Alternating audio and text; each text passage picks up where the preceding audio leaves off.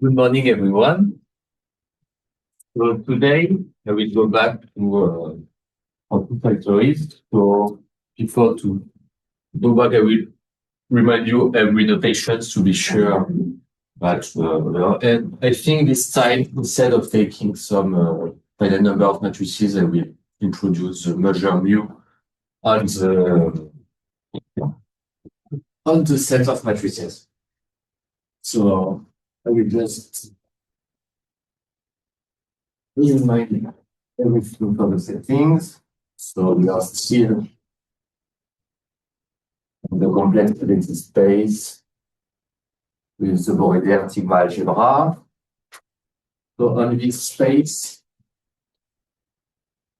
we define the metric.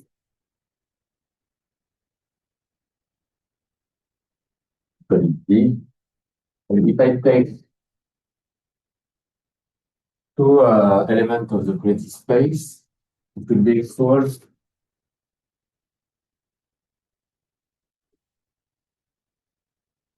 at the square root of this, where x and y are 1 unit vectors. So it's in the line defined by x and y. So we define this metric. It will be the metric we will use in the following for when I will talk about metric on the product space. Then we still have the space of d-dimensional matrices, but also with the Borel sigma algebra M. And here, so before I was just looking at some finite number of matrices, and on MD I will define a measure mu, a measure on the space of matrices. So first, I will have some moment assumption.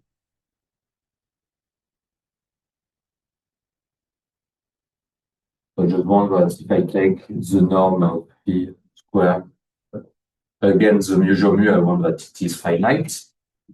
And then I still have the stochasticity assumption, meaning that if I'm looking at the interval of this star v against u, it still gives me the identity matrices on CD. Okay. So we have this setup now, and we will study the Markov chain.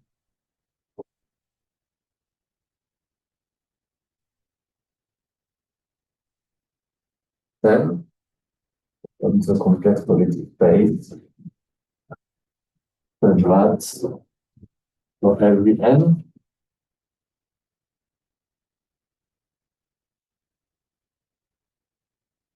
x hat 1 will be equal to the n hat xn, and the law of the n will depend of xn. So where the n is a random variable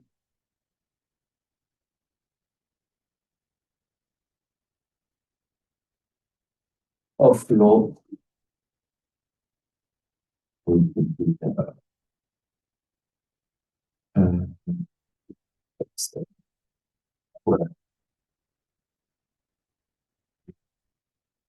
here we're just looking at so here xn of course is still of norm 1.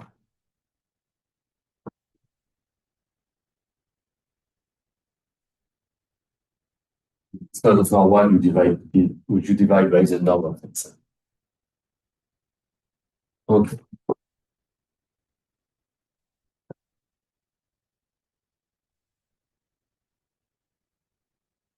So the set of omega will be equal to just all the sequence of possible matrices, because as we've seen before, the Markov chain is defined with an Arnaud product of matrices, and we equipped this set with the cylinder imaginal.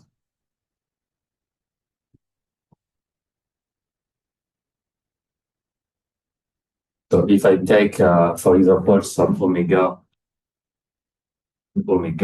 which would be equal to some V1, Vn, etc. If I want to look at some projection, so here it's a small pn omega, it would be equal to the first matrices I look at. And so now I will just go back to the definition of PNU. I know that the first day I was a bit messy because I had the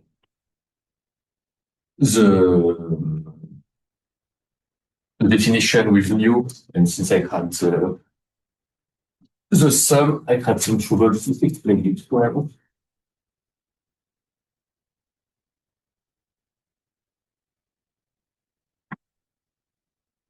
But like, if we take some probability measure,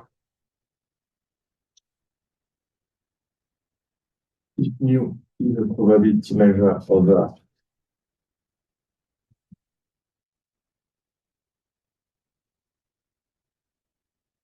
complete projective space,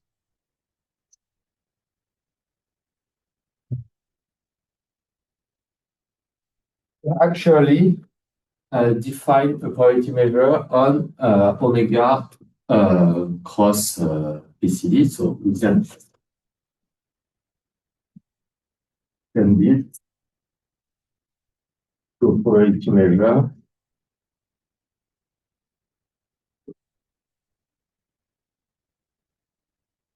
on omega cross PCD. So for this, for every cylinder, we will for every cylinder of size n,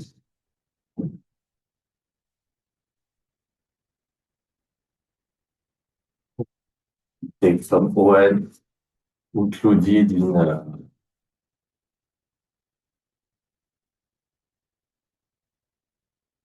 just the reciprocal image of M tensorial n times. So if you take something here and S in B, then you can define nu of S tensor n, which will be equal to the integral on S cross n of Wm omega x squared, and here we have the mu x and the mu n. And here the mu n and so on this.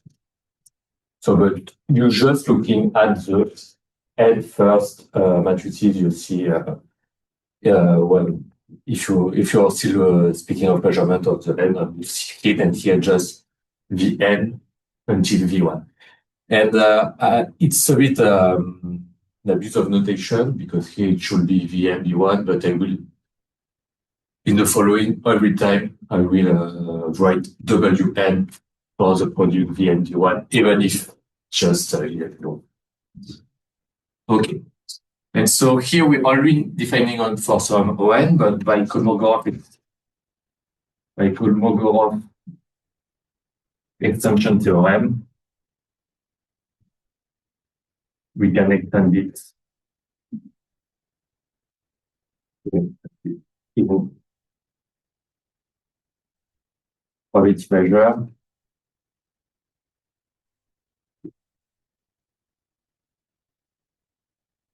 On omega cross this.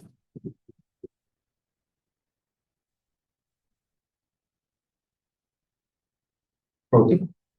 So here we have a probability measure only on the product of omega and GCD, but I want to define also a measurement only on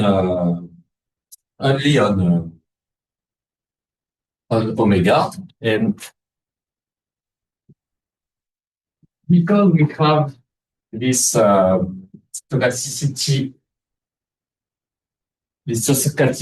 assumption. So I remember just we have this. We can define the following probability for every row density matrix. So for every row in D, so just remind that it's rho equal rho star, delta rho equal 1, and rho positive. So because we have this, we can define a probability measure. So we define probability measure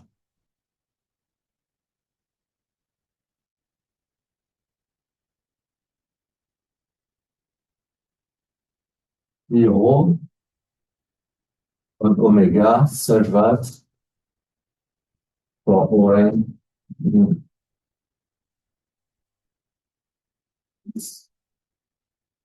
we have 0 for ON, which will be equal to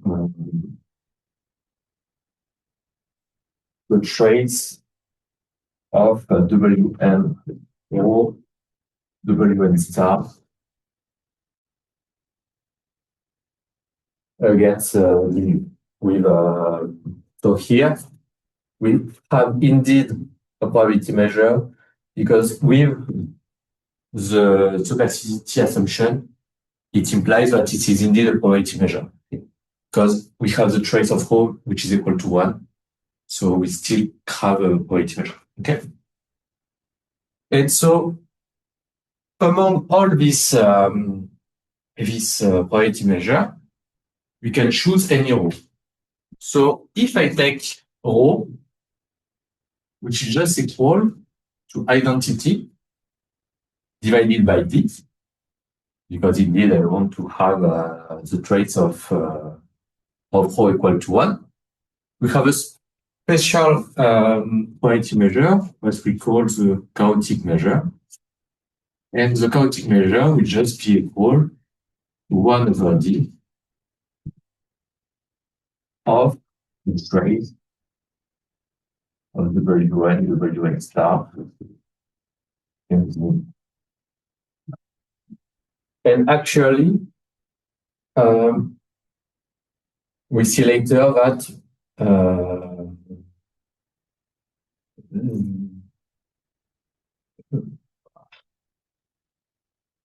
what do we say absolument convergent?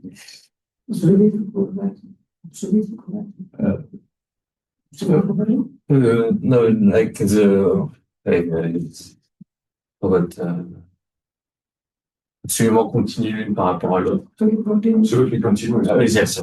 So we have a relation of absolute continuity between P rho and P chaotic, but I will give the expression a bit later because I need more information. Yes. Just trying to understand what you define there, P mu. Yes. No, it is just rho of the segment of trajectory of the Markov process. Yes. So what is this P rho? What it describes? I mean, I'm not sure I understand what it is. It's linked actually to the quantum. I take your phone. I look at the quantum trajectory. I can define it like this. Here, before we had the pause, but here we had V of rho star by 4.13. Right? And if you iterate, like if you want to see phi of maybe not put it here, maybe I could do the calculus here.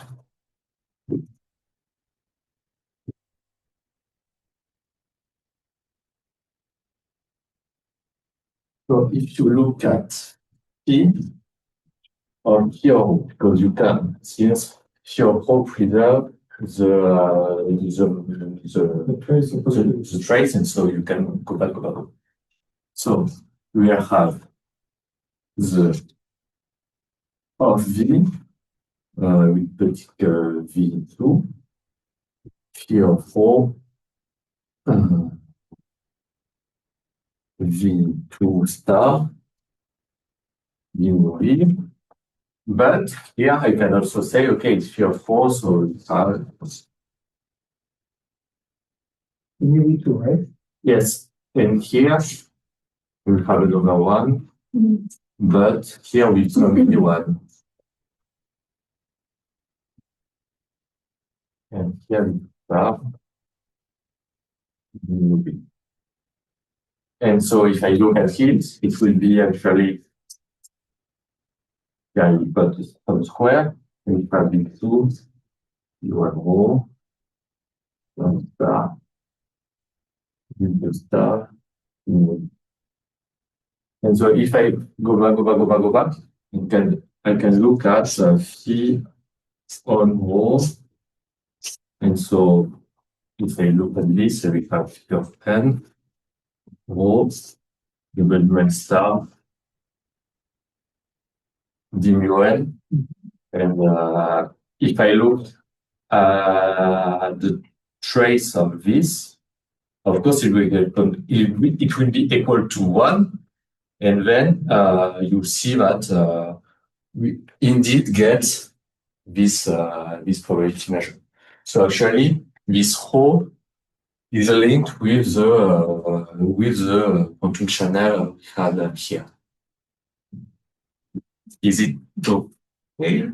Or maybe you have something more to say? Well, for me, you have two ways to understand this probability distribution. The first one is linked to that. It's the probability that the n first operators V that you choose fall into the set On if you start within the state rho. Okay. And the other one connected to the previous probability distribution P nu.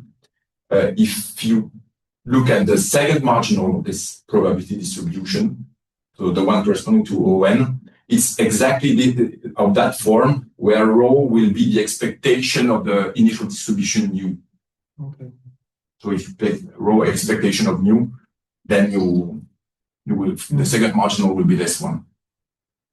That's the connection between the two, as far as I understand them. Yes, between the two probability distributions. Yes, indeed, it's connection. So I like the fact that we can see it like this. Yeah, I mean, I like the fact that you see it's the probability distribution if you of the quantum trajectory if you start within the state rho. But since you have restricted to initial states which are rank 1, why do you want to go back to arbitrary rho?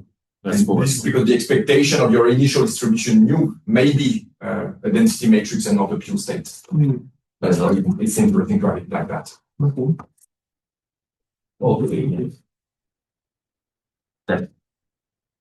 So now I think my first goal of today will be to prove that the pi, so I will define it back, has indeed a unique and real measures. So it is a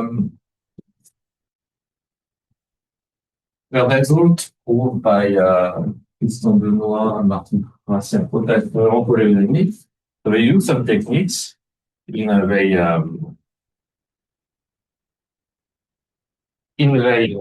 article, but I will propose another technique based on a good lemma given by Givard and So I just remind that P of F X, so here it will be equal to F X.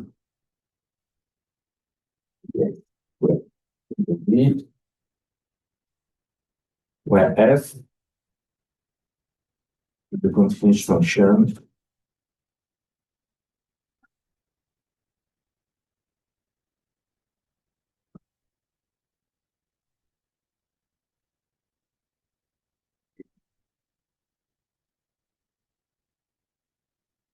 X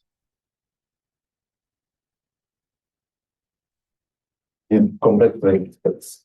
So my goal is Don't you need x hat in that formula, vx or vx hat? here it's Vx, but as usual, you choose X such that the axis of normal, and here you have indeed hat X, because here you look at Vix, or we just let's remind what it is.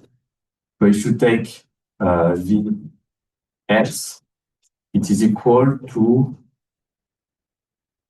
the representative class on Vx divided by Vx. And here X is equal to 1 and represent also X.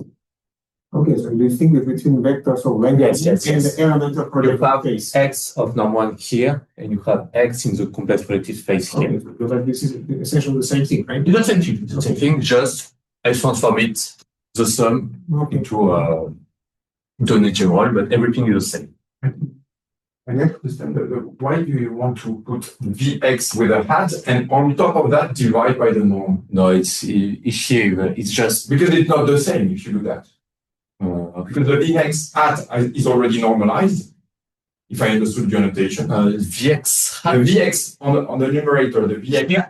Yes. No, below. Yeah, on the right hand side, the Vx on the numerator. Numerator here. Numerator. Here. Yeah. The Vx with a hat means that it is normalized. Ah oui, no, I took this. It's a hat on the Vx. Okay, so you don't have to put a hat. Yes, It's already of norm I 1. think this is But Vx could there be. is this space and there is also projective. Yes, Yes, I know, but if you put a hat on the numerator, it's norm 1, and if you on top of that divide by a norm, then you get something which has not the right norm.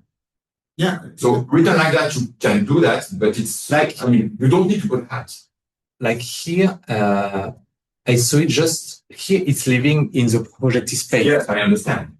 Yeah, just to emphasize that this is not a vector in our CD, but the element of projective Yeah. space. In the hat is that. Yeah, I just living in the CD. Of course, I don't have to divide it because it will be the same because Yes. I don't have to divide. I just it's just say okay. I look at it. Okay. But yes, I could remember. Put with parentheses, that makes sense. Without parentheses, it not correct. Yes, it's the whole that I put to have here, of course. But I don't need it just to remember that which time we stay in something of. Okay. My goal is to prove that pi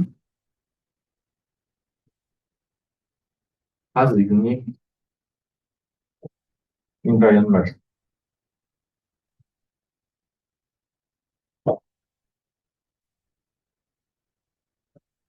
C'est très bien proven.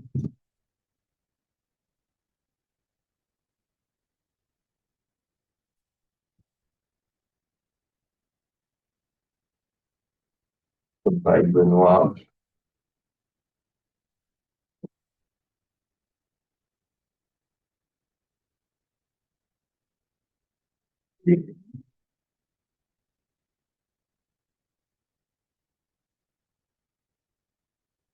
So in my paper, they used the fact that they use estimation methods, but among our work, I found another proof based on functional analysis. So I think I will present you this new proof of the invariant to see, and it's based on a paper of Givard and Lepage of 2004.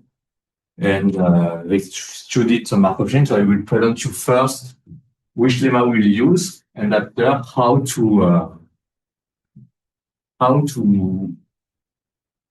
verify all the hypotheses we need to get the invariant measure. So we have some lemma of Givard and Lepage.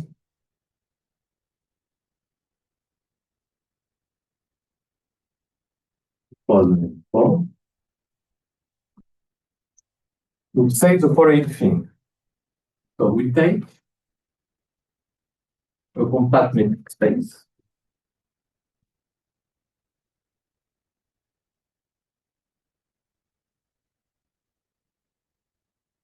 We take some Q, a Markov operator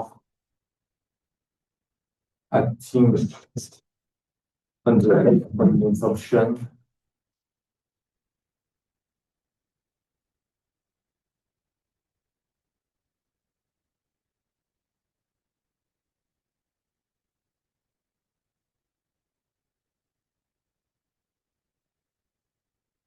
P of X, and we want the token. So let's assume that the first thing I want is that for every phi in C of X, the sequence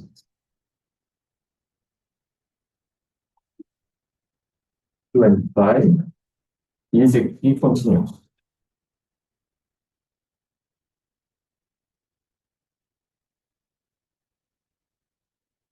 And the second thing I want is that all the Q invariant continuous function, and so I insist on continuous, are constant.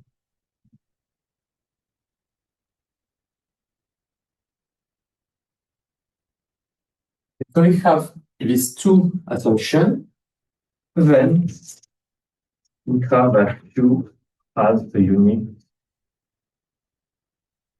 invariant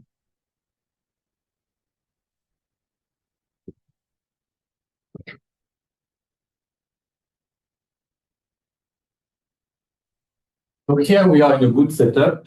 Why? Because X for us is the complex projective space, which is compact. And pi is acting on the space of continuous function of the projective space. So here we are exactly in this setup. So we have to prove 1 and 2. And if we prove 1 and 2, directly we will have the unique invariant measure. So now my goal is to prove but we are verifying these two hypotheses. Okay. So let's start with one.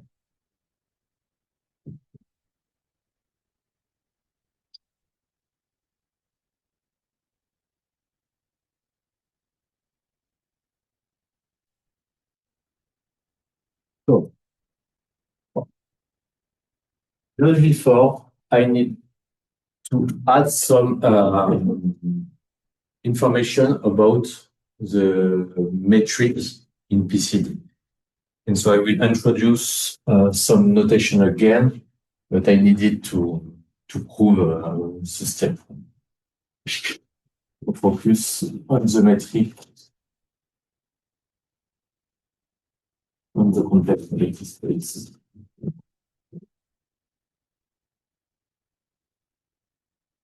So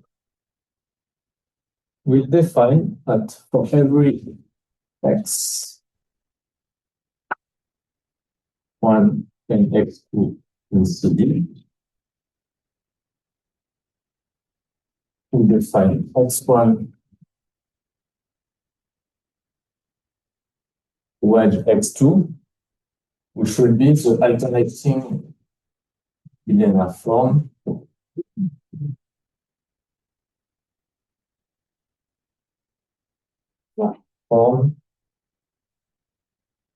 So if I take some two vectors y1 and y2, which will be written by the determinant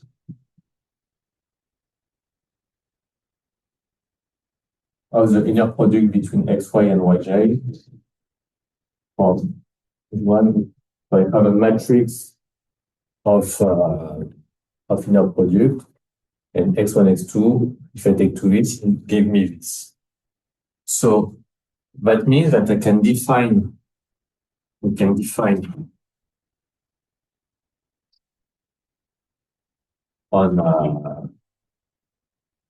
I call it OH2 of CD, the set of all the alternating linear form and sets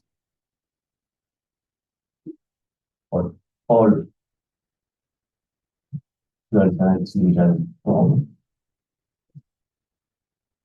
verifying the previous verifying the start.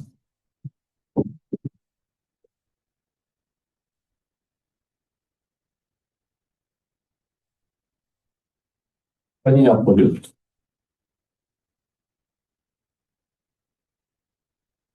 And if I take x1, x2 against y1, y2, it is exactly equal to the determinant.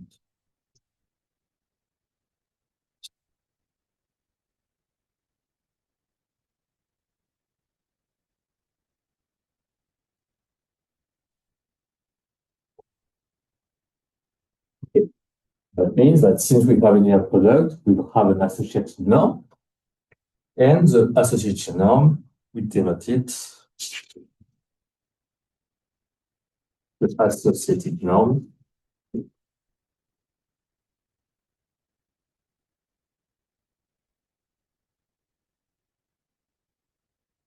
x1, y2, x2.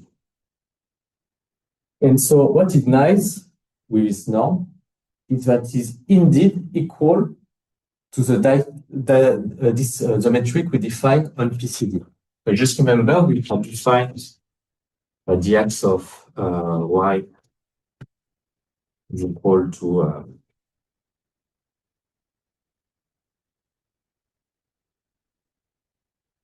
okay.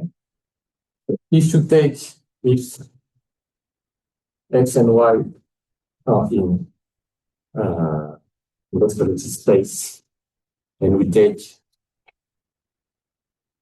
the representative set from 1, then we have as a distance of x and y will be equal to the norm of the wedge product between x and y. So we have a relation between this metric and this wedge product. And so now, when we talk about dxy, we usually will define it as this norm product between x and y of the wedge product. So we have some relation for vector, but we can ask well first, okay, if I take some matrix on acting on CD, can I define the wedge of A? And the answer is yes. So if A is a matrix here, so we will define the wedge product of A acting on x1, x2 will be equal just to the natural thing.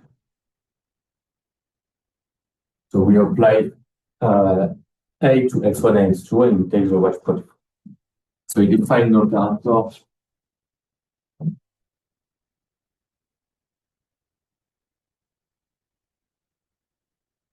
and are on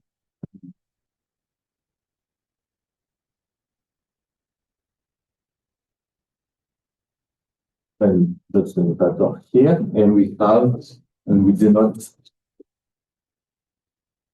by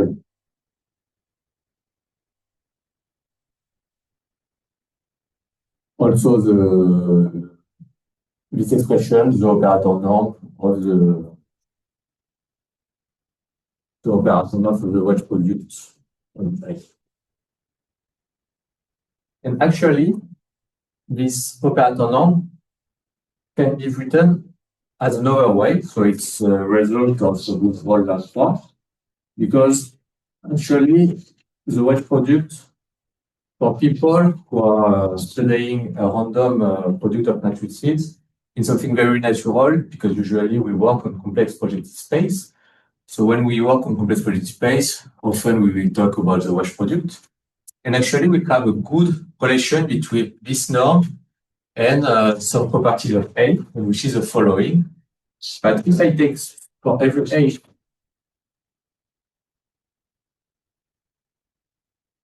let's see, we have that this norm is equal to the product of the two largest singular value of A. So and A to A or the two largest singular values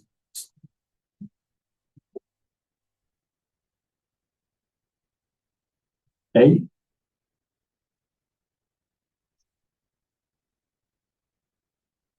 That's meaning square root of the eigenvalues of X square I. So we have some relation, and we see why it is so useful a bit later. So is there some question about this? So now let's start.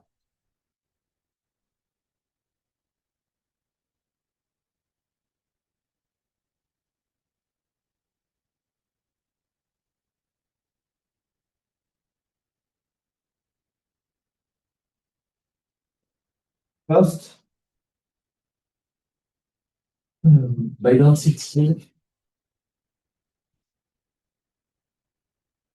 it's alpha up to CD.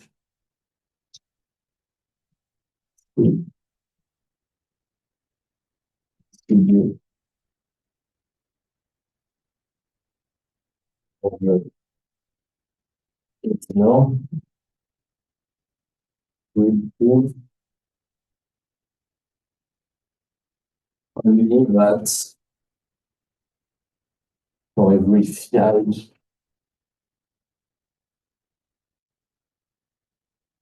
it's fine.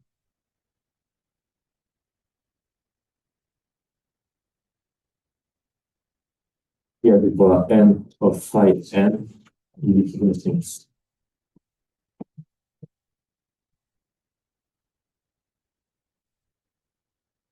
But we just prove it for alpha order norm, for alpha order function, because by density we will get everything for phi.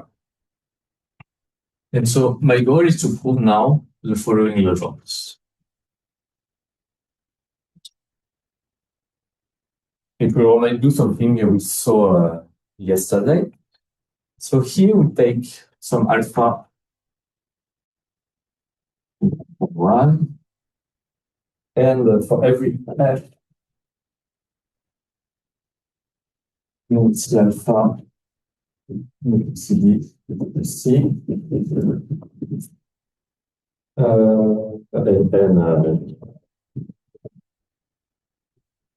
now we have that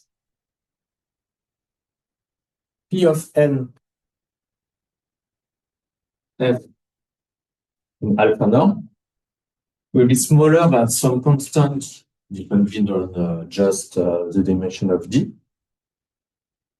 Some function Gn at the power alpha and some f alpha here, plus the second constant, I will call it A of D.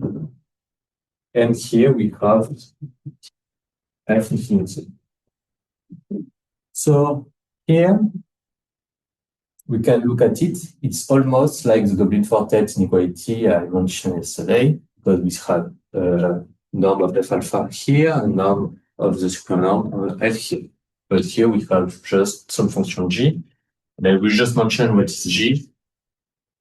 So here g of n will be equal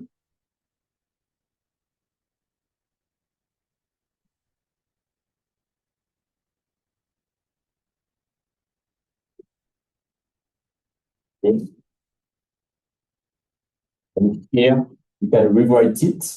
So here just the integral of this, but I can rewrite it as follows. You can see it as the expectation related to PCH, so just remind it that PCH is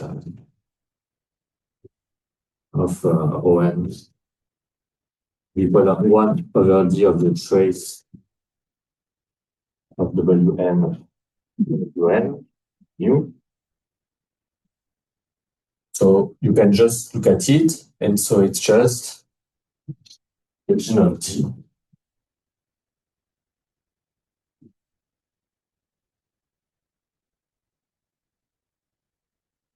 of D of this divided by the trace of W and W. So it will be useful later, but our goal is to prove such an inequality. So let's go. We want to prove this. So to prove this, we have to check how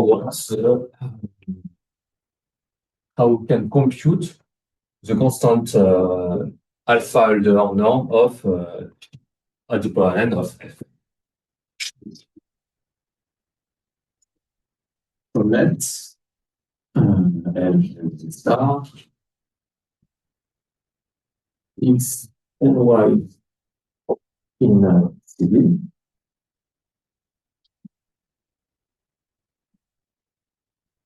I in self.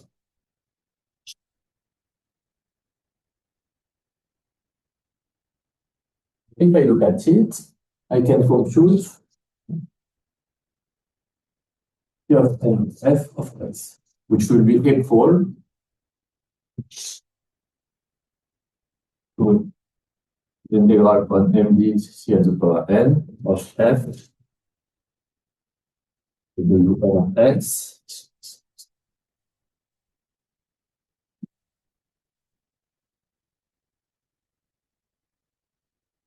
we have this expression for every x and f and n. We have this expression. So now our goal is to look at the alpha Hautecoeur norm of P and F. So that means that we need to look at P and F minus P at the power n F of 1. And here, you look, here we have some W and X, so we have some trouble because now, when I will take the difference between these two, sometimes this one will be greater than W and Y, sometimes it will be smaller than W and Y, sometimes it will be equal. So the idea is, okay, we have X and Y, so we will divide the space of matrices into, okay, which one are greater, which matrix are like W and X is greater than W and Y, which matrix are such that W and X is smaller than W and Y, and which one are equal. Actually, we write indices as follow. It will be equal as the set of matrices such that AX is greater by A1. Union, the same thing, but with AX smaller than AY. Union, the same thing, but with the equality. So that means that we divide the difference into 3 different integrals.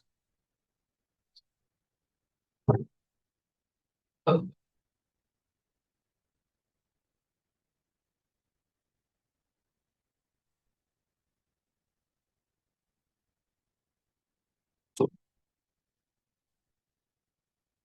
here f x minus f y will be equal to some 2x of yf plus some 2I of xf plus some, I would call it R, times F, and with xy of F will be equal to, I want that the WNX is strictly greater than the WNY of F WNX to WNX squared minus F WNY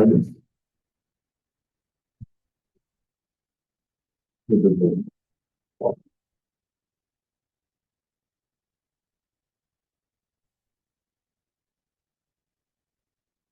Yeah, it's the same, but with different stuff.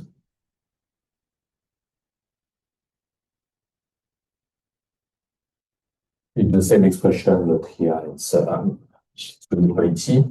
And here's why we put x and y, because if you change the order, it's the same thing. And so now we change our issue to how to estimate this into how to estimate every integral.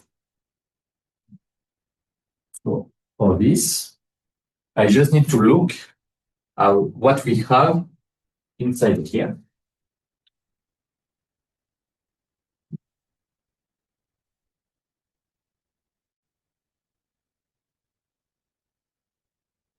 And so here, for example, we can write this as f wn x of wn(x) square minus wn(y) square plus wn(y) square divided by wn(x) minus fwn. So it's, as we said, you remember for the example for the body compactness, we have two functions here, and we divide it by 2, and for one we will get some alpha norm, and the other one we get the infinity norm, and here it works exactly the same.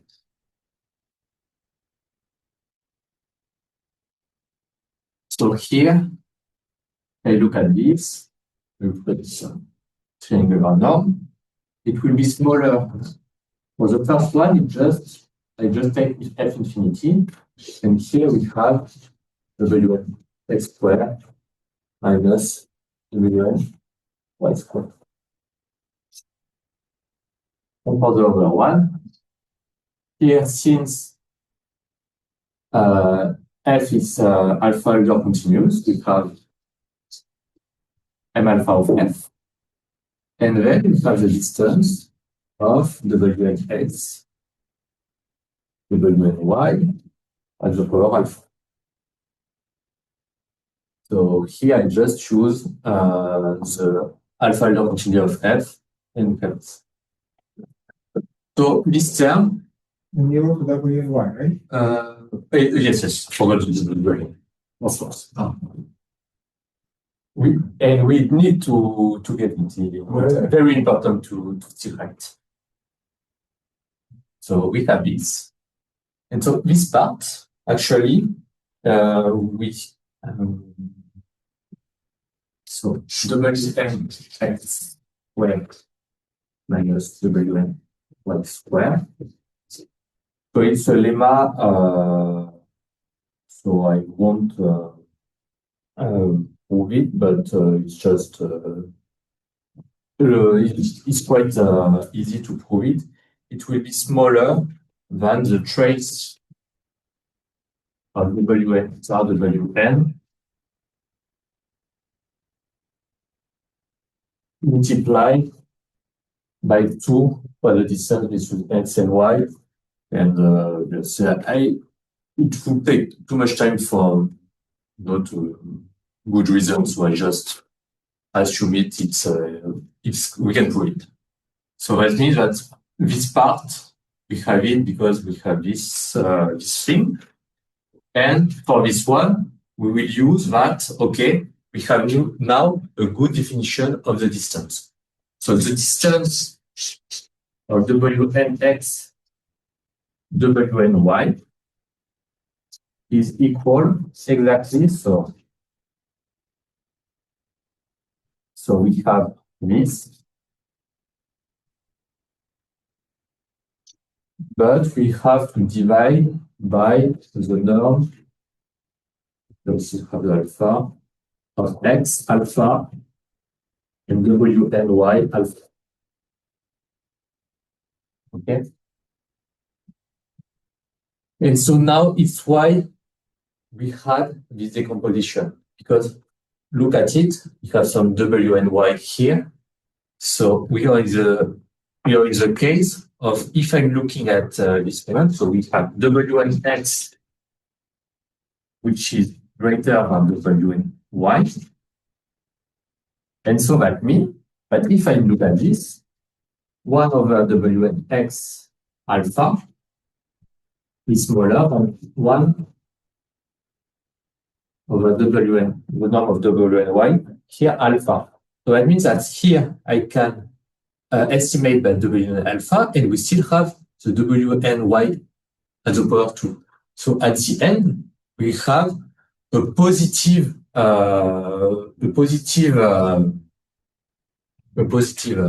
exponent here. Yes, maybe I will write it here too. It's maybe too well. Let me just rewrite it here.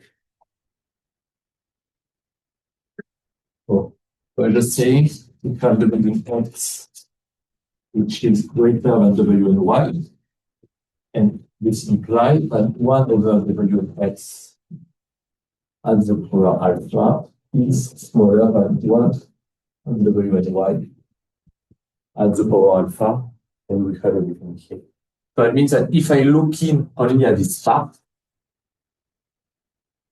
we have that d W X, W N Y alpha at the power against W N square here is smaller than this. So, as the power alpha. Here, x, y as the power alpha is exactly my distance between x and y. And here, I just have some Wn y as the power between I minus alpha. And so if I put everything together, we have the fact that Qx I of f. So here we just have some f infinity, some constant, and dxy. And since we will take the integral of trace wn star, we can just so just write it here with infinity to infinity trace of wn dxy. So here for the first term, and the second term is just equal to, so we have this, which is smaller than the trace. So since Wny to element for alpha is smaller than Wn to the power minus alpha, and this is smaller than the trace Wn at the power by minus alpha, we get that the second part is smaller than, so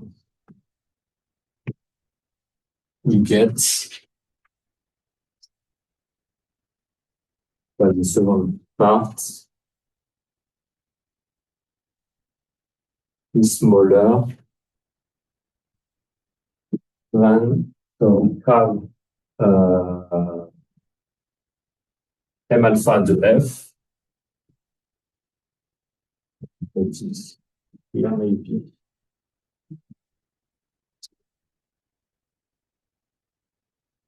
And we have this, have the trace of W for alpha. We have the trace of Wm star in the S minus alpha attack mu. And we have the distance between X and Y as the power alpha. And so here it's almost G of n, but the issue we have some alpha here. And to remove it, so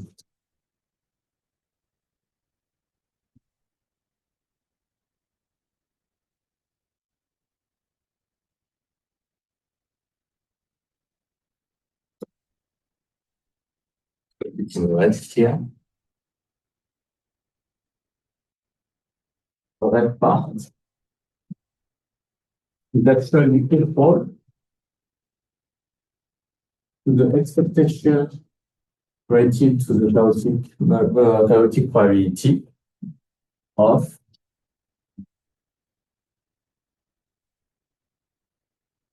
divided. So here we have this. And I'm just missing some D at the bottom. And so we have exactly this, because if you look at it, you divide by D, you have the chaotic measure, and indeed this is just an expectation key. And so by using Jensen inequality, since alpha is 0 and 1, we get that this quantity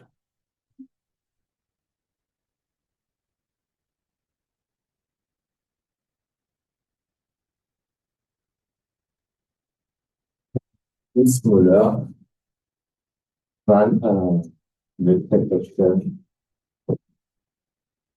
of the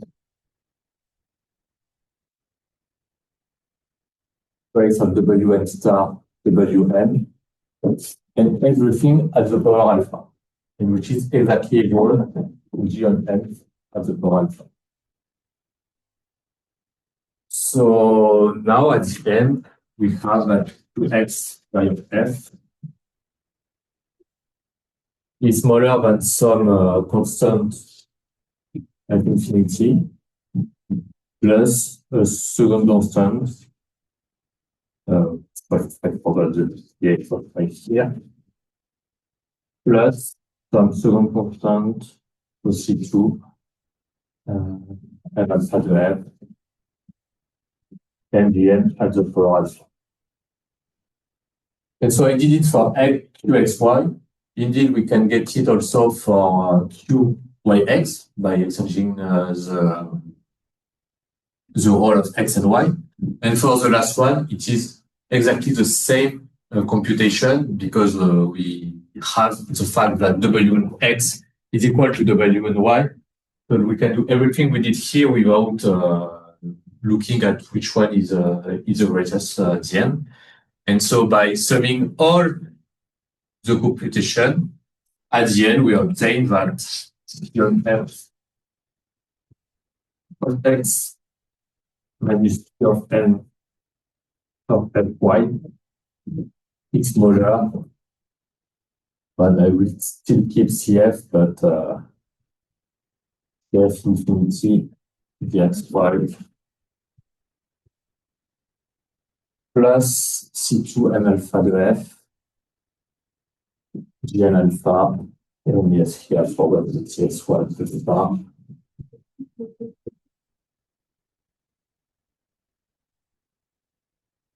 And we obtain this.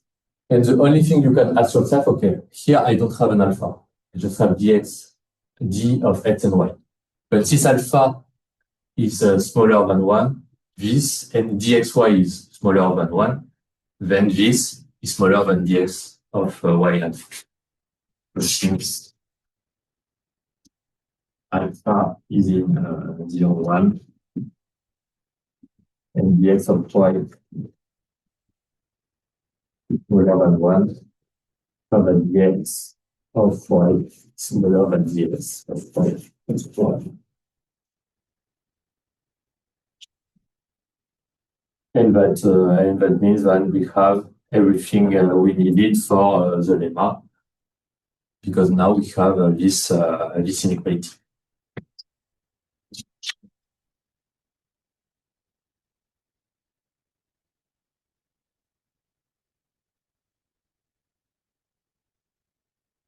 You have a question? Why do you have a d to the power alpha? On the first line? Here. Yeah, here or even above. Okay. It's just because here we had only the trace of Wn star Wn, and so I wanted to introduce the chaotic measure, and for the chaotic measure you divide by. Yeah, but why do you have a power alpha? Here, why? No, in the d on the top line. I understand why the d comes out from the normalization of the chaotic measure. Because I have an alpha. You just need, no, because you just normalize for the chaotic part, which is the power 1, but the power minus alpha you already. Oh, yes, yes. Okay. Okay, thanks. Yes, that's fine. Yes. But yes, sorry. Okay, yes, you don't have, and also since it doesn't play. No, it's better just to make sure that yes, I see something. Yes, sorry. So yes, we obtained this, and we have everything we needed. And now, with this lemma, yes. You divided this integral into 3 parts. Yes. Why couldn't I write it? Because I see that you used only this non-strict inequalities. Why couldn't you yes. divide it into 2 parts? Saying one. We can do it in 2 parts. Sure. Okay. I mean, actually, even without dividing, you just maximize by the maximum of the or a minimum of this Wn, x, W, and y, and since in the end you maximize by the trace of W and star Wn, I think you don't even have to divide. Yeah, okay, so just to say yes, maybe with the computation, since when you're doing every computation, the issue is we have this, so yes, you put the maximum of the two, and then in the end you yes, that's true. You overbound the maximum or the minimum. Yes, by the maximum, it's yes. Of course. Another question: if you're taking alpha equal to 1, which part will fail in this proof? Here I can take, I think, alpha equal. Yeah, so but I'm just trying to understand which part we cannot conclude. But I think I can take alpha equal to 1. Yeah, but then everything is simple, no? Yes, everything is. Let me see. I mean, these Lipschitz functions are also balancing continuous functions, so yeah. I think they are, no? I would say so.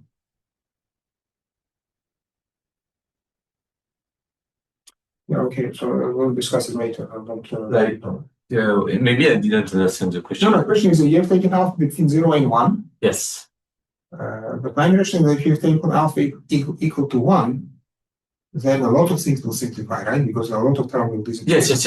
We have some speculation, of course. Yeah, so do you need later alpha to be smaller than 1, or? I need alpha smaller than 1. No, it's strictly smaller. No, I don't need it strictly. Okay. Yeah. The only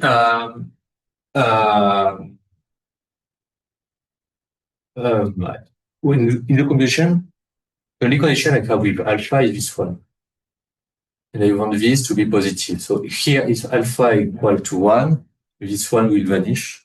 Yeah, okay, so you know what I'm saying. Maybe so it will. I have some some exist. Something will vanish in the proof, and of course it will be easier to prove it for alpha equal to 1. Okay.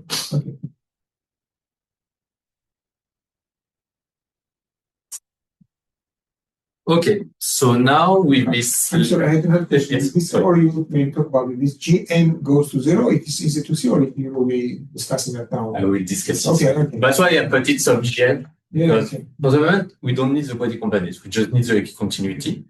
And with this lemma, we directly get the equicontinuity.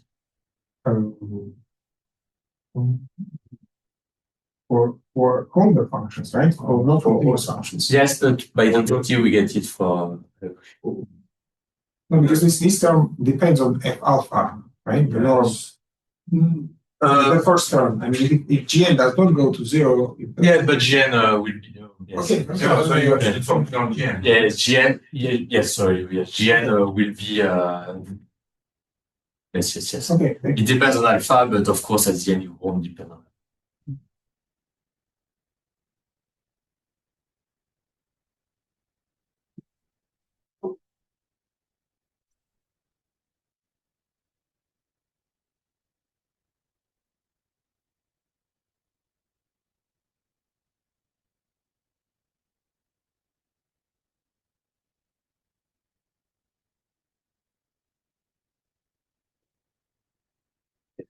That, but it will be proved later. Lemma, later.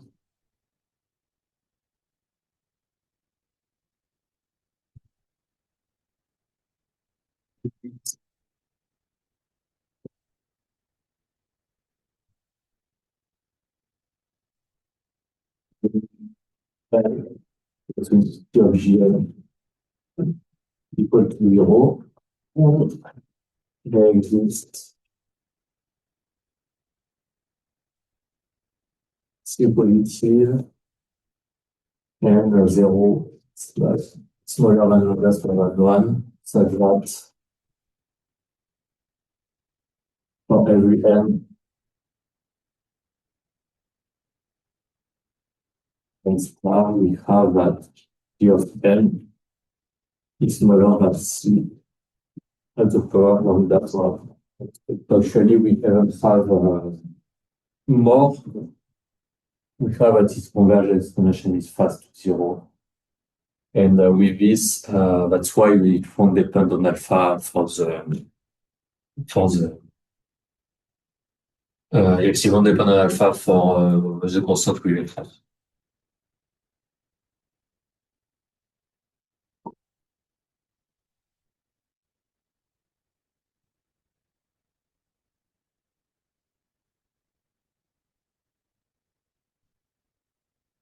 Yes. The Gn was appearing with the power alpha, right?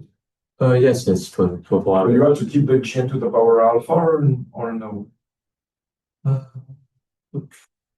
Because on the line just above, you add power alpha, which comes from Gn. Yes. Okay, so you still have a power alpha here. Yes, we just have a power.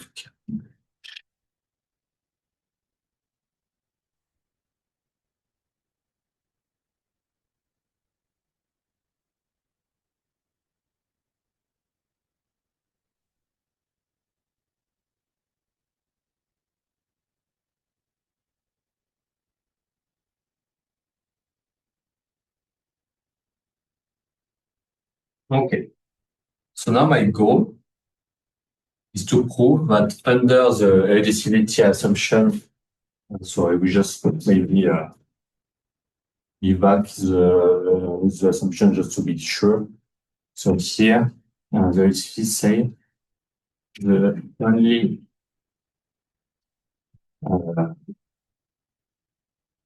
surface invariant by this sort of rule of the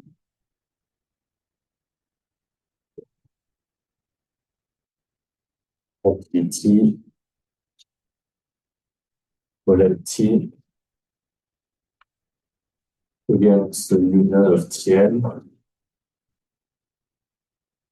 So T0 equals T and Tn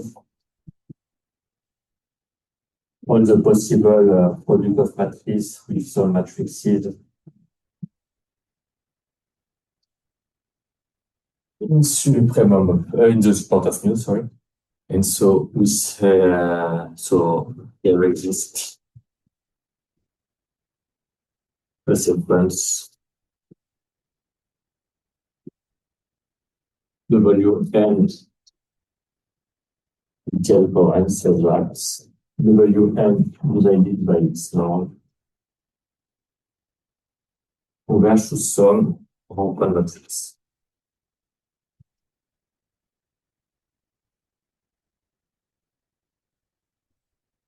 Now, I just remind you the assumption we need for this step.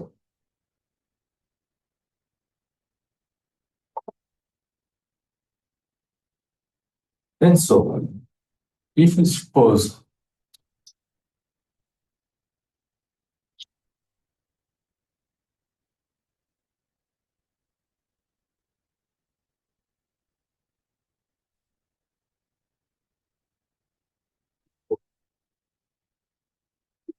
probability assumption and the compatibility assumption, then all the invariant continuous function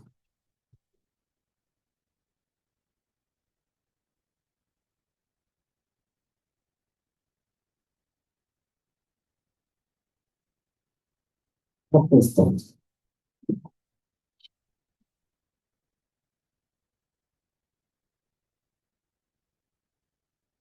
So here to prove it, it will be mostly a linear algebra.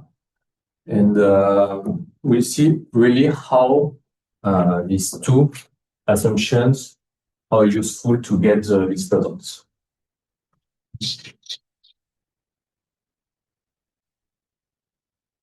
So we take some phi. So here explicitly, we take it real.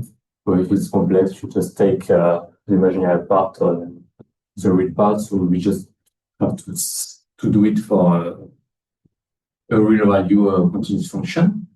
So such that here phi is equal to phi. So we define two different subsets. So this type compacity of the complex positive space and the continuity of phi.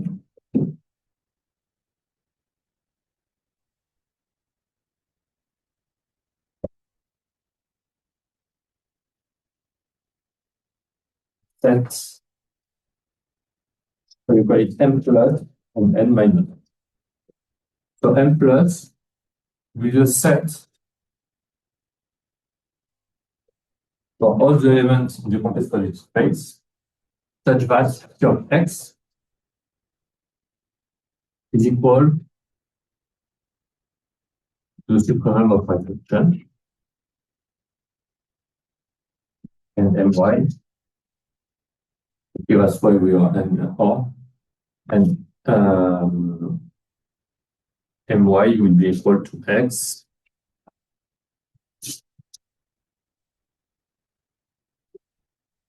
where phi of x is equal to the infinite.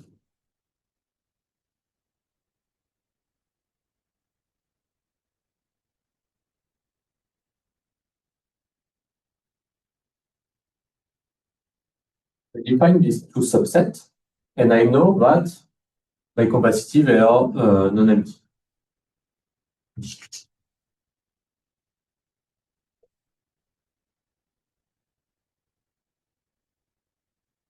And now, if I want to prove that phi is constant, my only goal is to prove that I have some element in the two subsets, M plus and N minus.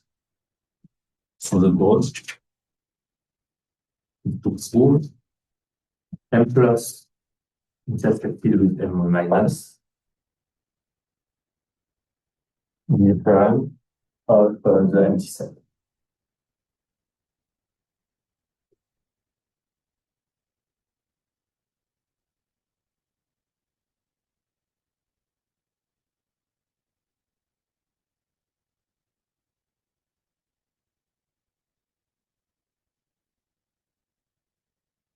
Okay, so let's go. We take some x in M plus, and we see what it says. So let's x in M plus.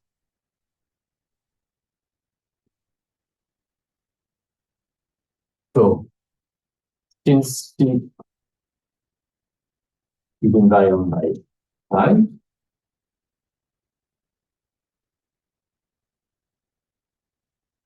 We have that phi of x is equal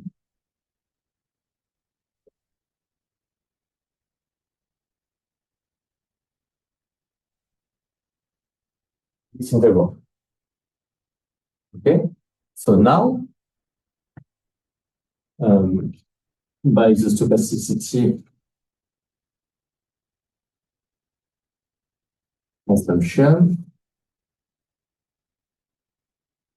you know that Vx squared to V is equal to 1. So that means that I can say, okay, phi of x, I can just write it as the integral of this multiplied by this. So phi of x minus this is equal to 0, but it is also equal, sorry, that was some F, it's some phi, sorry. It's equal to phi of x minus phi of 3.x dx squared in V and is equal to 0. However, now we have a good information about x. X is in M plus. That means that for every V, so that is well defined, this is smaller than this. That means that here we integrate a positive function. So by positivity of the integral, since x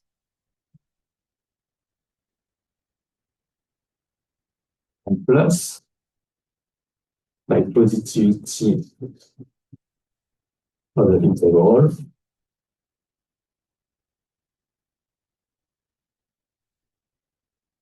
for you, almost every V,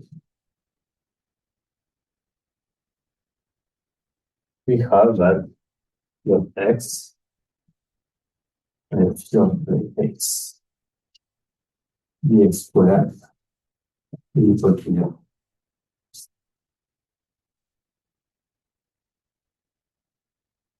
So we have this equality. So we have two different scenarios. The first one is Vx is equal to 0. Okay. So we have this. And second, if it's not equal to 0, that means this is well defined, and that means this thing is equal to 0. So if it's equal to 0, that means here, which this V of x is equal to phi x. And since phi x is in M plus, by definition of M plus, that means that V upon x is also in M plus. So we have two different scenarios. So that means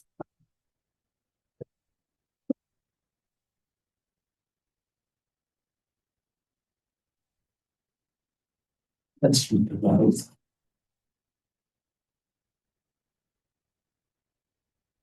will almost surely everyone of perform almost V Vx squared 0 or Vx in M plus. So that means that if I take some x and I apply V, at the end, we see that we are, in some sense, invariant by the support of V. Yes. We fixed x hat, right? I fix x hat, yes. Yes, I just fix x hat. Okay, so x hat is fixed. And X hat is fixed. For that one, yeah. Yes, yes. Okay. X hat is fixed. Here we are x hat fixed. So we have either this or this. So I can define, which will be linked to M plus, C plus, which is a linear span of lambda x, lambda C,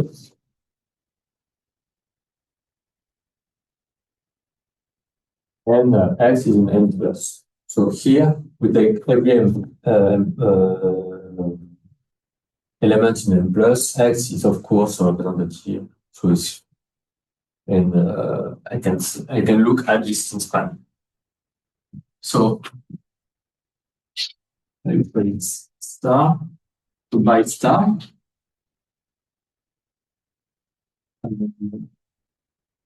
C plus is invariant by the support of me. Because if it's equal to 0, we are indeed in C plus. And if we are not, then we are in Vix. So at the end, we are in M plus, and we see that we are still in this C plus. So now, since it's not empty, C plus is not empty. So by the exclusivity assumption, no, it's not not equal to 0. And so by irreducibility assumption,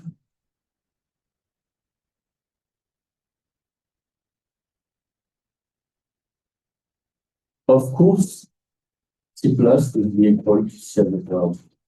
So that means that we have been able to, by using this irreducibility, to characterize this C plus. Okay?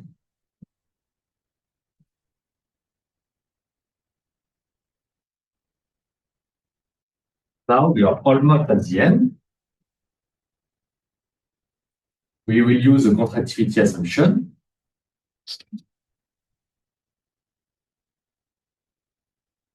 So by the contractivity assumption, there exists a sequence WN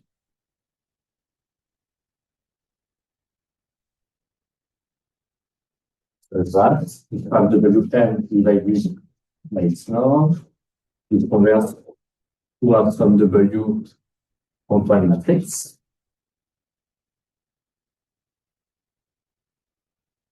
Okay. And so now we are sure because C plus is equal to CD, okay, that I can find some X plus. So there exists X plus in M plus.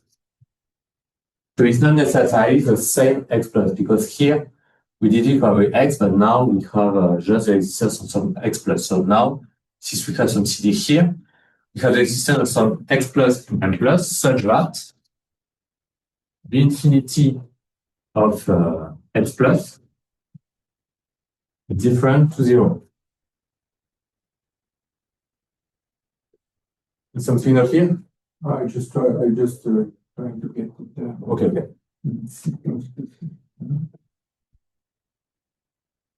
I can do this for break to have some. Don't you got that C plus is invariant by the support? Because we proved just before that if we have Vx equals 0, so we still in C plus. But if we don't have it, we have Vi plus equals 0, you are still in. Yes, because I took the last span, so that means that Vx equals 0 means that Vx equals 0, and we are still in this substance.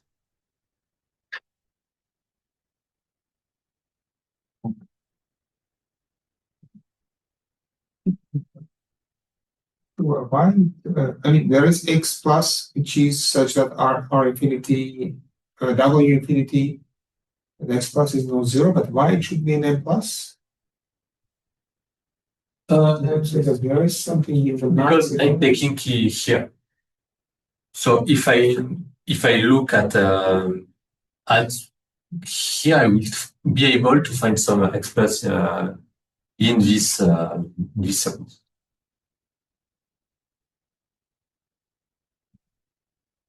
Or maybe I will take the.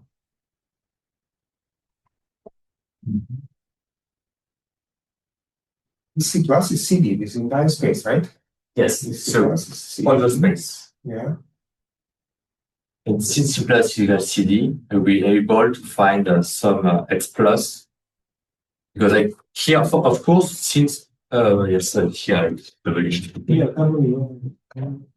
Since W infinity is of rank 1, of course, I will have some X such that Wx plus is not zero. not zero.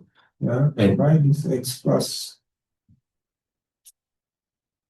because I can took it I will have first an element of C plus, and that will implies that we will have some X plus such that we have this this. Why can you take it in a plus? C plus is just the linear span. Yeah. Oh. I don't get it.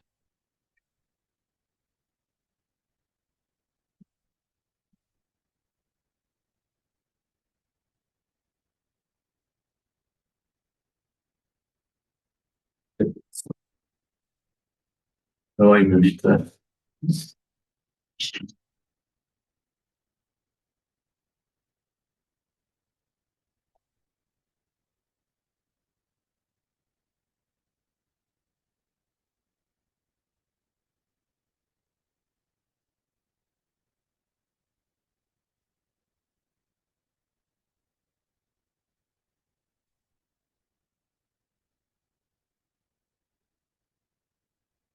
Like I was thinking like this, like I take something in the linear space, and this one is not equal to 0. So that means that I'm applying here to lambda k w x k, okay? And if all are equal to 0, that means that w y will be equal to 0. So because if I'm taking some y in the linear span and can write it, I sum of lambda k xk with lambda k in C and xk in M plus. And so if I'm taking W, of course, one of them won't be equal to 0. Okay, that's all. I maybe went too quickly here. Sorry.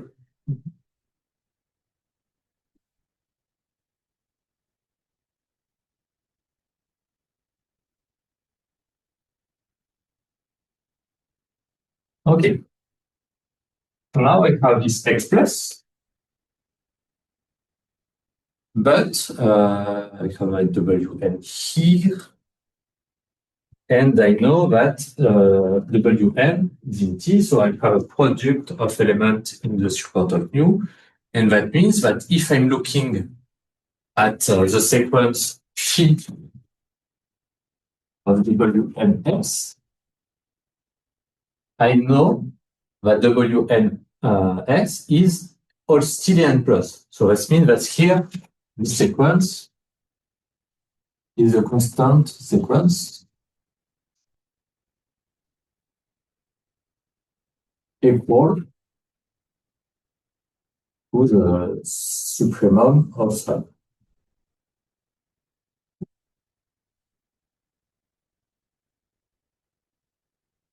But I know that we are ion by n plus, so I'm still staying here. And so now, by continuity of phi and by the fact that Wnx will converge towards W infinity x, I will have that Wnx is W infinity s, and by continuity of phi, that means that Cwnx converge when n goes to infinity by W infinity x, x plus, sorry, I will also plus here, meaning that Wx plus is also an n plus. Because we know that this is equal to, we are still in m plus, So by converging, we are still in M plus. So that means that here we are still in M plus. And so the rank of W infinity is some le span of some Z with Z vector, because we know that it's of rank 1. And that means that W infinity X plus is in the span of Z.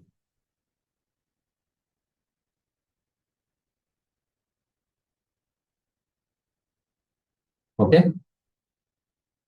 But now I can do everything but with minus. And so with minus, I will do everything the same. The same reasonment is just like we do it the other way.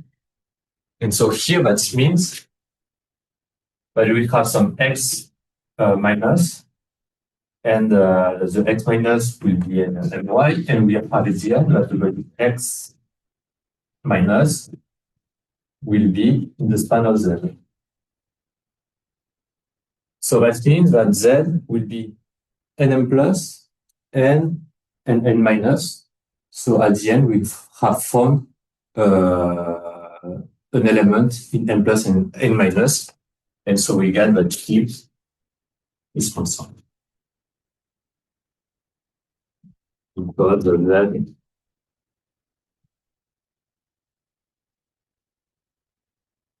is an n plus.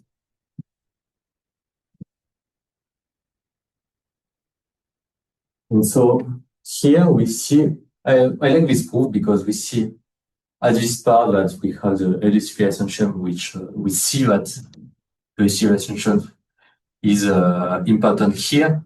And then to get the fact that we are able to find, we really need this contractility assumption and this WN sequence to see that, okay, I have something of rank 1. So now I know that it's some span of Z, but I don't know it, which one it is. And at the end, I find that if I take the class of Z in the projective space,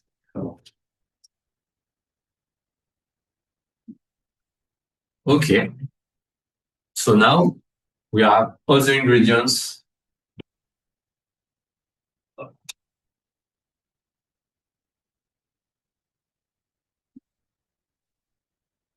to cool the invariant measure.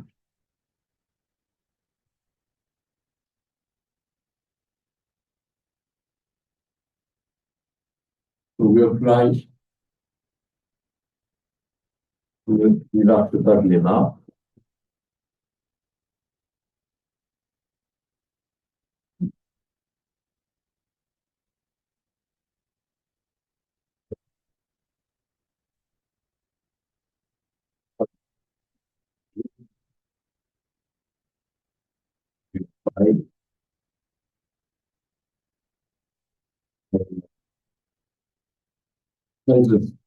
By applying the two classes lemma.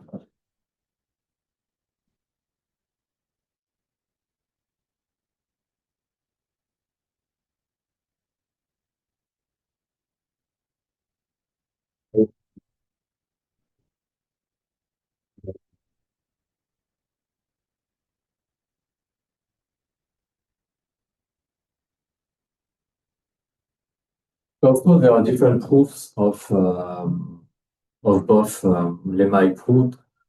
Like I know that in the paper of Benoit, and Pellegrini, they were working on limit theorems for quantum trajectories.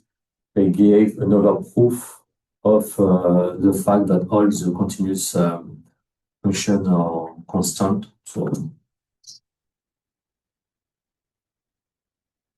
we have different proofs in the literature. But I wanted to explain this one because this one we really see where are the assumptions. Yes. Your proof of the uniqueness of invariant measure is pretty different from the one in Benoit. Yes. It's very different. The assumptions are the same or not? I don't get the impression that you have the same assumption. I have one. Actually, I have one stronger assumption. In this work of Benoit, Potra, Martin Potra and Pellegrini, they assume phylogicity assumption, meaning that there exists a minimal universal space, which is E, which is not a priori equal to C at the power D. It could be something smaller than C at the power D. However, with my techniques here, I need that I have this irreducibility assumption. So I have a smaller assumption on the fact that So that's the one thing I'm going to see, and I have also the impression that your assumption on the one you call I don't know contractivity assumption, it's a bit different than their purification. It's a bit different, but is it equivalent? But Tristan showed that it is equivalent for these settings. So that's why I'm talking here about. Okay, so the two assumptions are equivalent. Yes, for these settings, the two are equivalent. Yes. Oh, it's written somewhere. It's written in the notes of Tristan. Okay, I shall send an email to Tristan to get them because it doesn't seem obvious for me that the two are equivalent. Yes.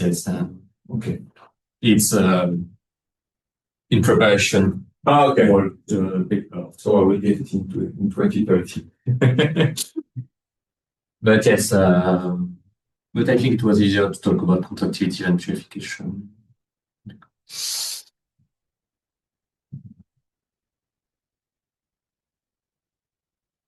Okay, so is there other question about it?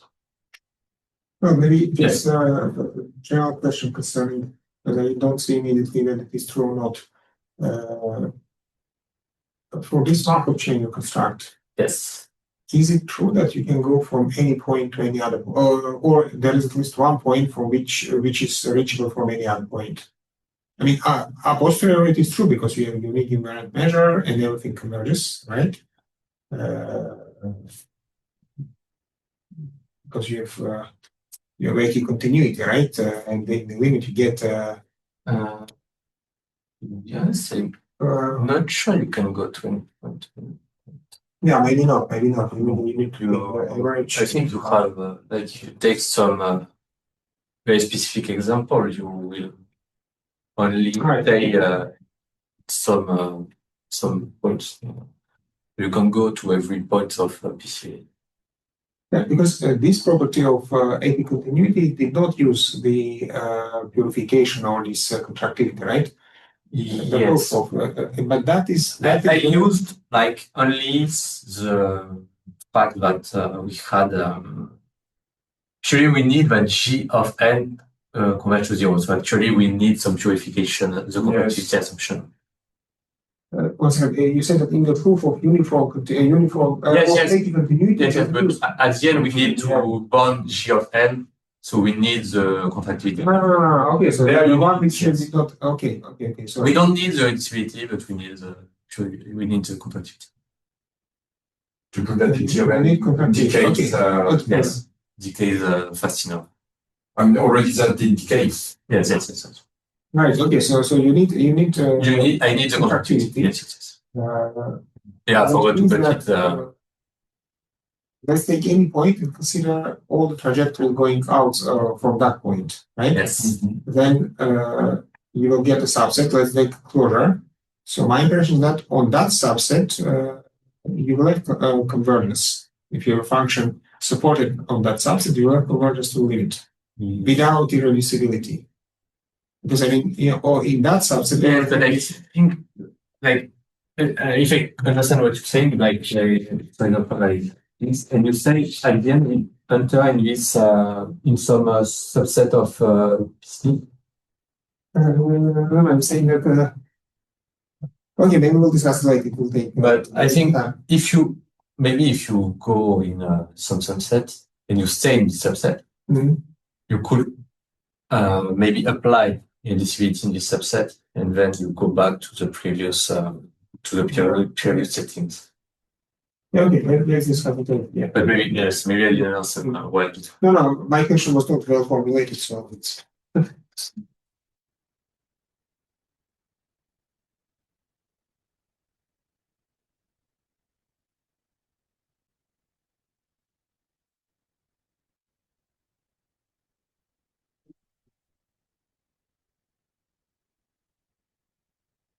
And we talk a bit more about VG and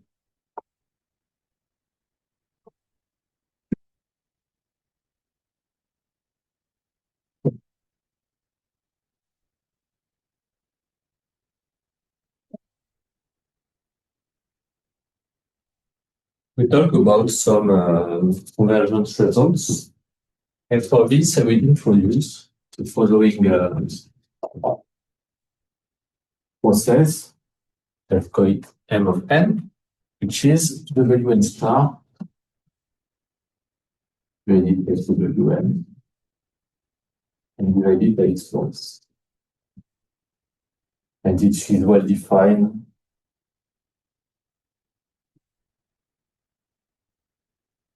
If the trace is different to 0.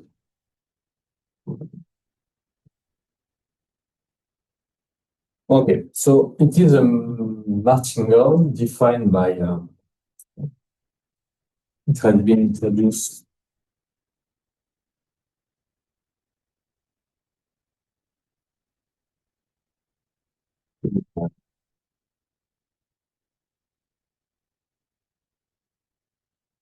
it's the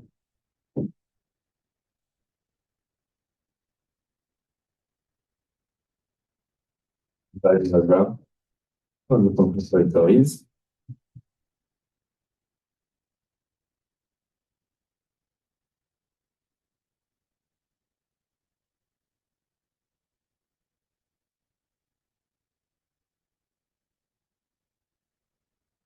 Find that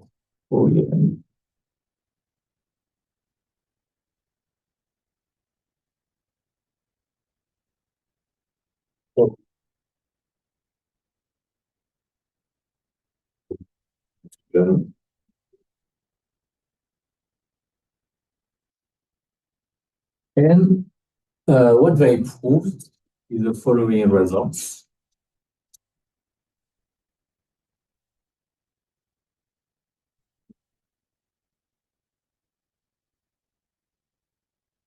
Is that okay under the contractivity assumption?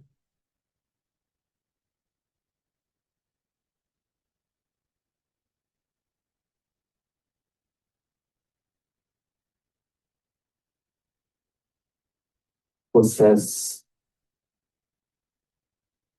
and then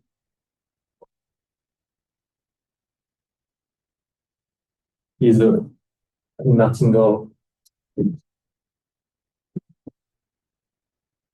with respect to the chaotic probabilities.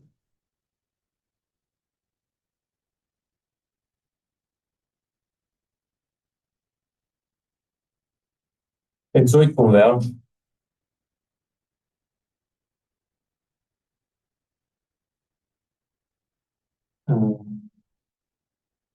Well, as a new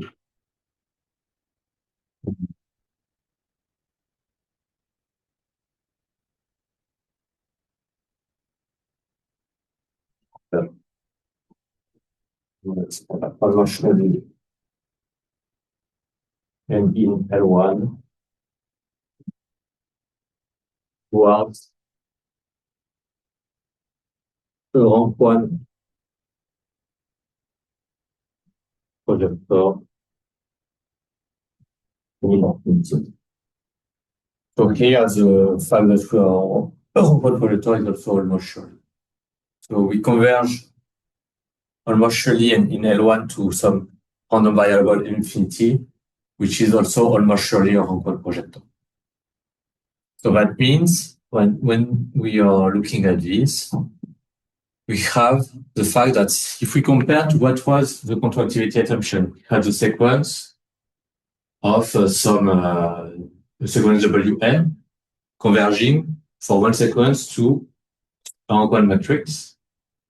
And then, what does it mean here? That means that for this probability, chaotic, this process converges commercially toward it. So that means that we transform with only one sequence converging to some rank 1 matrix to something that's converged almost surely to a rank 1 product. So it's quite surprising as I start finding these results quite surprising. Actually, the proof is very long, so I won't prove this part because it requires a lot of different techniques. But it's a very, I don't know, I find it very beautiful that we can, by using only one sequence, getting such a strong result. So we can go to this PPR paper, right? Yes, this is PSPP 20. This one is also this paper. Okay, so now let's talk about this G of M. And we will prove it now. We will just put my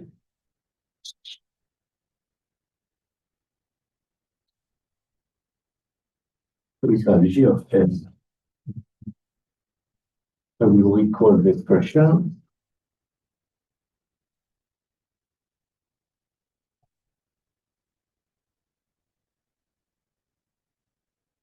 And so that is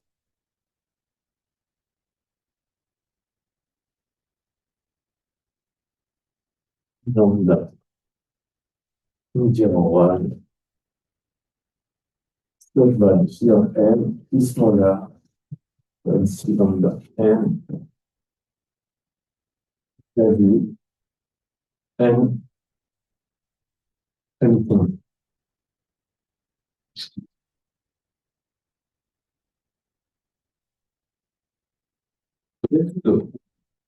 And the idea between the proof is to use everything we learned here. So we have this Mn, which is some process converged from material. We know that it's converged with respect to the chaotic probability to some rank 1 projectile. And then we know that, okay, Gm, we can rewrite it as an expectation of some processes. So here, G of n is equal to the expectation with respect to the chaotic probability number of this. Yeah, I just rewrite it G of n. And now what we know is the following. So according to the proposition start here, Mn converge almost in probability towards M infinity. And okay, what we have is the following fact is okay. Now, what is Mn? So if I'm looking at Mn, you can rewrite this expression.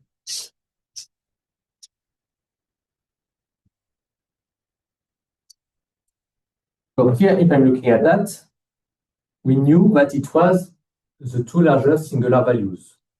So here, it will be equal to Wn divided by the trace of the value of star Wn. And here, W is in the same thing, but with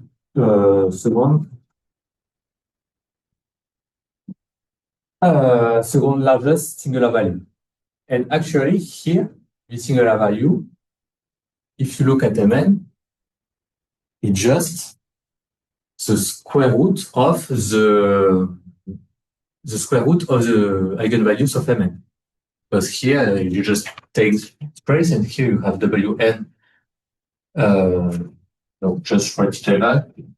It's like Wn star space.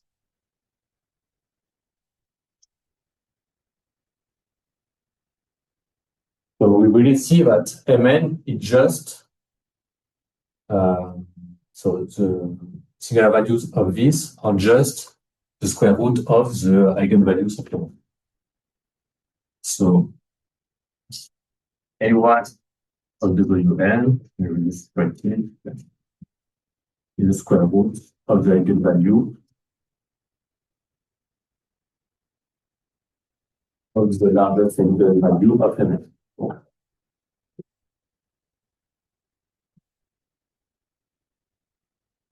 Okay, but what does it mean? That means that we know that it converges to a rank 1 projector.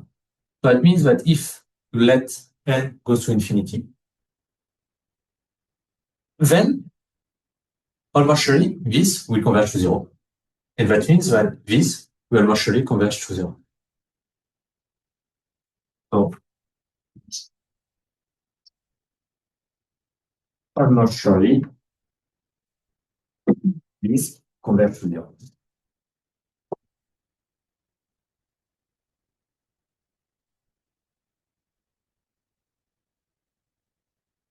Just because we have the fact that we are a rank 2 projector. Now we don't have finished because we need to do some domination to apply the level dominated theorem. But it's not too hard to do it because we have that for every n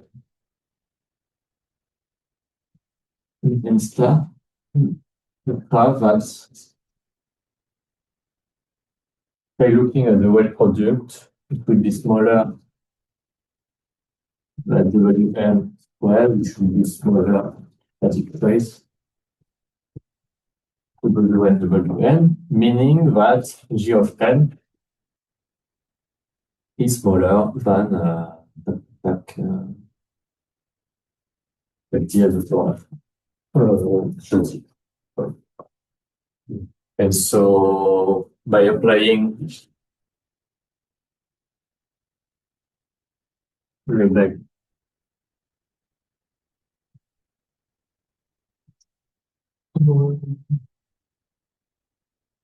convergence theorem,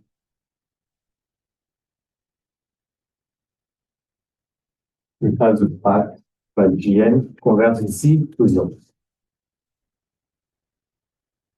Okay, so now we just know that it converges to 0.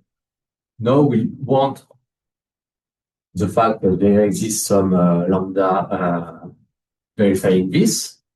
And for this, we use the submultiplicativity. Actually, for every n, m integer, if I'm looking at Vn plus m, Vn plus 1, Vn, V1, actually this norm is submultiplicative, so it will be smaller than this.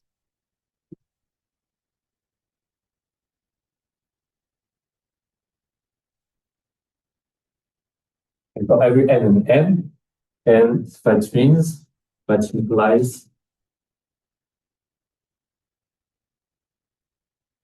that g of n is a submultiplicative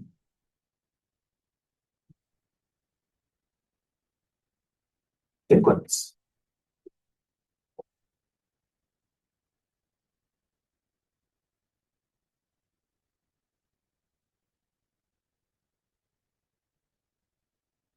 I can do it completely if you want to.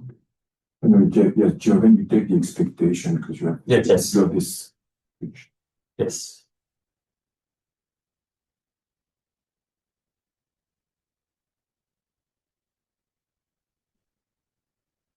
And so now, since we know that G of n is replicative and it converges to 0, we can apply Székely lemma.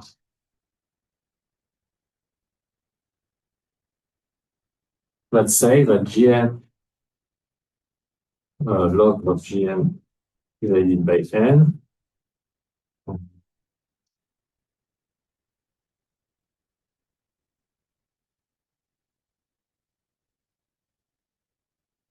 converges to the maximum of log of Gn divided by n.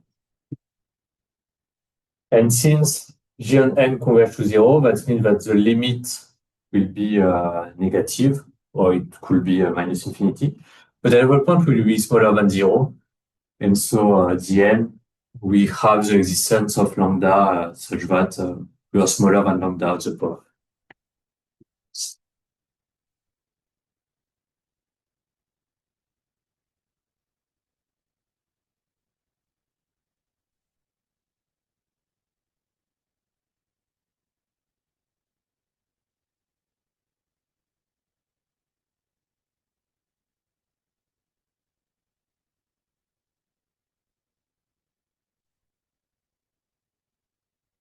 And let's conclude the proof about G of n.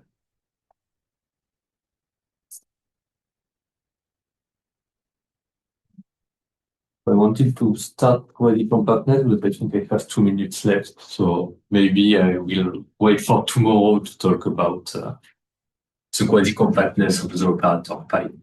And we will see that this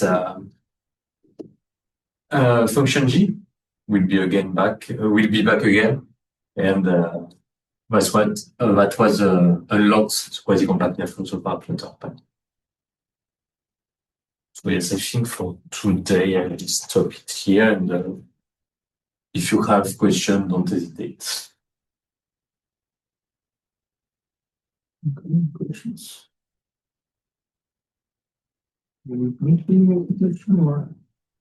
Let me see. Do you have some question, Dimitri?